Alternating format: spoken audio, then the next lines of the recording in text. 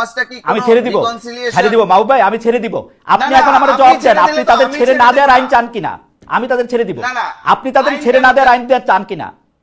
সাংবাদিকদের আমি ছেড়ে দিব। দেখেন, সাংবাদিকরা আমি যদি কি ক্রাইম চাই? না করে আমি সাংবাদিকতা নিয়ে কোনো প্রশ্ন তুলবো না। সাংবাদিকরা যদি আইনের ক্রাইমের সাথে যে জড়িত তাকে আটকাবো। সাংবাদিকের বিরুদ্ধে হত্যা মামলা সে তো দেওয়ার পক্ষে আমি না। ক্রাইম এর চেয়ে, খালেদ ভাই, একটা ফ্যাসিস্ট রেজিমের পক্ষে দাঁড়ানো, একটা হত্যাকারীর পক্ষে দাঁড়ানো, এর চেয়ে বড় অপরাধ আর কি হতে পারে? আপনি তার বিরুদ্ধে মামলা করেন, ফেসিস্টের পক্ষে দাঁড়ায় এসে কি করছে তার বিরুদ্ধে মামলা করেন, কিন্তু সাংবাদিকতা করতে গিয়ে তার একজন প্রশ্ন যদি করতে পারবেন মনে পারবেন না। করে, এইটা আপনি একজন ভাই, আপনি আমারে প্রশ্ন সাংবাদিক করছেন, যদি আমি মনে জবাব করে- দিছি, আপনি এখন আমার জবাবটা দেন। আমি কইছি আমি ছেড়ে দিব, এটা এই একজন- রিস্ক নিয়েই কইছি। একজন- এই যে 50 জন অলরেডি আমাকে অলরেডি গালি দেওয়া শুরু করছে যে আমি ফেসিবাদের পক্ষে একজন দাঁড়ায় গেছি। সাংবাদিক যদি আপনি মনে করে আপনি উত্তর দেন এখন আমার।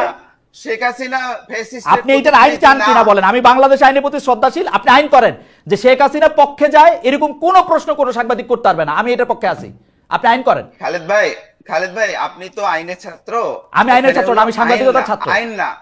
আইন না, এটার বিচার হচ্ছে, এটার বিচার প্রক্রিয়া অব্যাহত আছে এবং এই বিচার প্রক্রিয়াটা চলছে। এটার জন্য আইন করতে হবে না, এখানে বিচার করলেই যথেষ্ট। এবং আমরা মনে করি করতে হবে, মানে আপনি কি করতে হবে বলে দেন মাহবুব ভাই, আপনি কি করতে হবে বলে দেন। আমি কালকে আমার রিপোর্টাররা যে পাঠামো ফারুকের কাছে, আমি কি প্রশ্ন করতে পারবো না এটা আপনি আমারে বলে দেন। আপনি আমার নির্বাহী আদেশে এটা বলে দেন, আমি এই প্রশ্ন করবো না। তাহলে আর আপনি যদি এখন আমারে কন যে আমি ফারুকের এই প্রশ্ন করবো যে ফারুকি ভাই আপনি এইটা করছেন কি, এইটার জন্য আমার রিপোর্টার এই প্রশ্ন করবো, এর লেগে আপনি আমি ফেসিবাদের দোষর হয়ে যাবো, এই রিস্ক নিতে আমি রাজি আছি। আপনি কন আমারে ফেসিবাদের দোষর।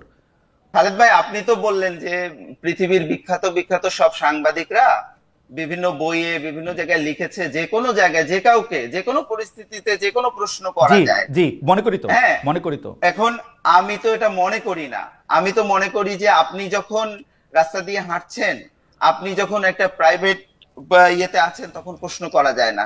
আপনি যখন আমারে বাজেট নিয়ে সংবাদ সম্মেলন ডাকছেন তখন আমি হলো এটা কি অন্য কিছু নিয়ে এটা আপনি মনে করেন, কারণ এটা হচ্ছে সাংবাদিকতা সম্পর্কে আপনার ধারণা। আপনার ধারণাকে আমি সম্মান করি, কিন্তু আমি মনে করি এরকম ধারণা আমি কখনো দেখি নাই। আপনি যখন দেখবেন আপনি আমাকে এটা শিখায়।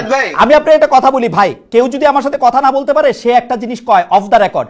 আমি অন রেকর্ড বলতেছি, আপনার উপদেষ্টা পরিষদে এখনো 8 জন উপদেষ্টা আছে যারা আমার সাথে অফ দ্য রেকর্ড এমন অনেক কিছু বলছে যেটা আমি বললে এখন অনেক রকম ঝামেলা হবে, আমি এটা জীবনে বলবো না, অন মাই ডেড বডি। কিন্তু আমি ক্যামেরা খোলার পরে উনি যা বলবে আমি সবকিছু ছাপানোর অধিকার রাখি।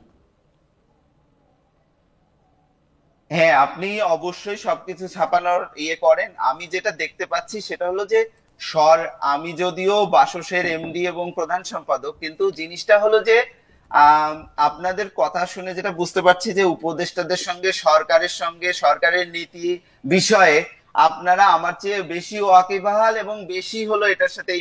এটা কখন বললাম মাহবুব ভাই? আমরা এটা মাহবুব ভাই আমরা কখন বললাম? আমি বললাম যে আপনার উপদেষ্টা পরিষদে অন্তত 8 জন উপদেষ্টা আমার সাথে অফ দ্য রেকর্ড অনেকগুলি কথা বলছে, এটা আমি জীবনে ছাপাবো না। খালেদ ভাই, সেটা তার ব্যক্তিগত কথাও হইতে পারে, সরকার নিয়েও তো না হইতে পারে। আপনি বললেন 8 জন উপদেষ্টার কথা। এখন বিষয়টা হচ্ছে কি, আমার যেটা ধারণা এটা আমি বলি, সেটা হলো যে যেই ফ্যাসিস্ট রেজিম আমরা অতিক্রম করে এসেছি, যেটাকে পরাজিত করেছি, হ্যাঁ, সেই রেজিমের বিচার করতে হবে, সেই রেজিমের যারা সহযোগী তাদের বিচার করতে হবে, এবং সেই রেজিমকে যারা সেভ করতে চায়, যারা হলো শেখ হাসিনাকে হত্যাকারী মনে করে না, যারা এই 1400 শহীদের যে হত্যাকাণ্ড সেটাকে ছোট করতে চায়, তাদেরও আমরা চাইবো বিচার হোক। এটা আমার একজন, আমি সাংবাদিক হিসেবে বলেন, লেখক হিসেবে বলেন, অ্যাক্টিভিস্ট হিসেবে বলেন, এটা আমার অবস্থা। আচ্ছা, আমি বলি মাহবুব ভাই, সিরিয়াসলি আপনাকে ওই সাংবাদিক যখন ওকে প্রশ্ন করছে যে আমি কি জানি 1400 আপনি কেন এরকম করে বলতেছেন বিচার হওয়ার আগে, আমি প্রশ্নটাকে ভালো প্রশ্ন মনে করি না, আবারও বলি একটু টিকা দিয়া, কিন্তু আপনি মনে করেন যে সে শেখ হাসিনার পক্ষে দাঁড়া গেল, শেখ হাসিনার পক্ষে তার অবস্থান আপনি যেটা মনে করছেন সেটা সেরকম? আপনি বিডি নিউজে ডিটেইল আছে, বিবিসিতে ডিটেইল আছে, আমি ডিটেইল পড়ছি ভাই। আমরা এরকম অনেক প্রশ্ন, মাহবুব ভাই আমি আপনাকে বলি, আমি এরকম অনেক প্রশ্ন করি যেটার উত্তরটা আমার মনে ডিফারেন্ট। আমার এটা কাজ রে ভাই। আপনি একটা যে কোনো জায়গায় প্রশ্ন করলেই এই প্রশ্নের পক্ষে সে দাঁড়ায় গেলে এটা মনে করা এক ধরনের জুজুর ভয় দেখা। না না খালেদ ভাই, আপনি জিনিসটা হয়েছে কি, আপনি হয়তো বাংলাদেশের সংবাদ মাধ্যম বিষয়ে আমার চেয়ে অনেক বেশি জানেন, এবং আপনি ভালো করেই জানেন যে বাংলাদেশের সংবাদ মাধ্যমগুলোতে শীর্ষ 1-2টা পদে কিছু পরিবর্তন হয়েছে, খুবই না, পুরা সামান্য শীর্ষ পদে পরিবর্তন হয়েছে। একটা শীর্ষ পদেও একটা সাবেক লোক আর নাই, যে আছে সে পুতুল, যে দুই একটা জায়গা আছে সে পুতুল।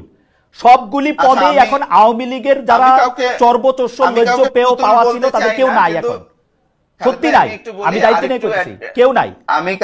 আমি কাউকে পুতুল বলায় খুবই সমর্থন করি না, কিন্তু আমি একটা কথা বলি যে যে ব্যবস্থাটা ছিল, যেভাবে এই সিনিয়র লেভেল মিড লেভেল এর সাংবাদিকরা যেভাবে আওয়ামী লীগের তোষামোদ করতেন, সেই তোষামোদী ব্যবস্থা টিকে আছে, কাউকেই কোনো প্রশ্নের সম্মুখীন হয়নি। এমনকি যখন শেখ হাসিনা গণহত্যা চালাচ্ছিল, তখন যারা গণভবনে উপস্থিত হয়ে সেই গণহত্যায় সমর্থন দিয়েছে, তাদের কাউকেও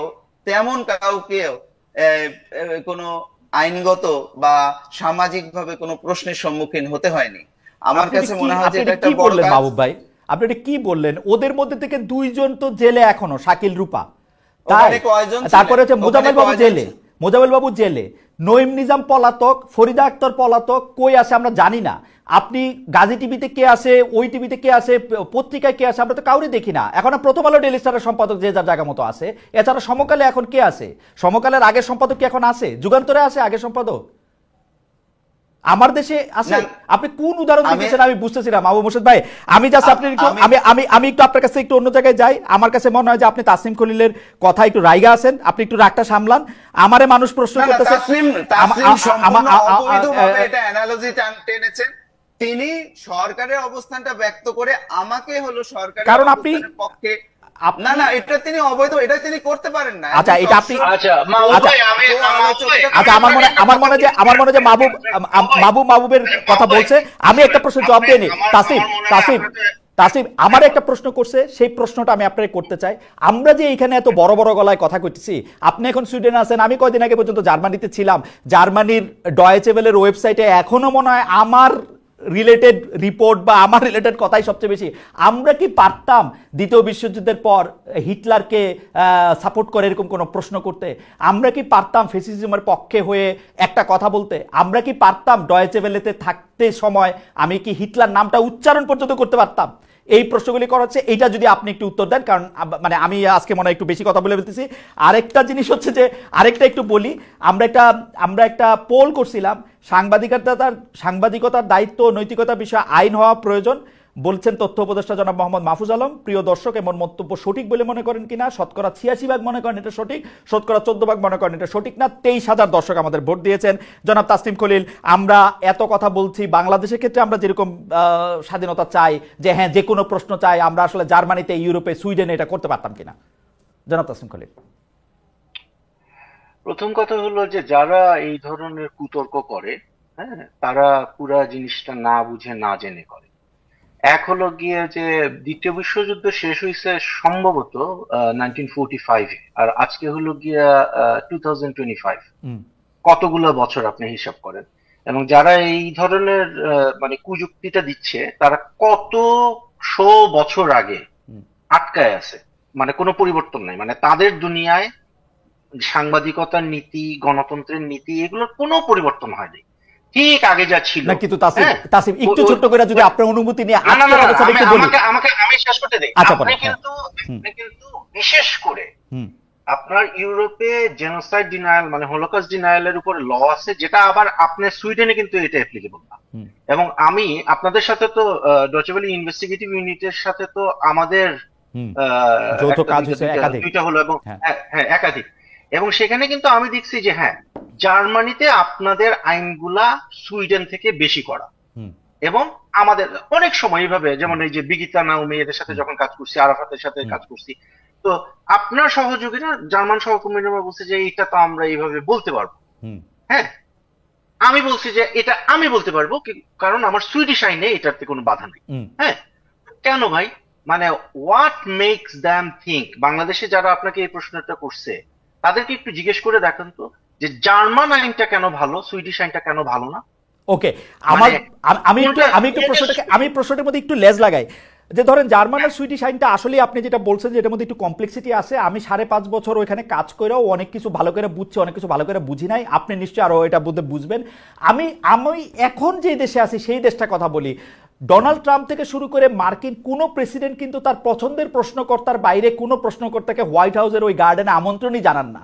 কখনো যদি ভুলে ভালে আমন্ত্রণ জানান, আপনি জানেন আমি কার কথা বলতেছি,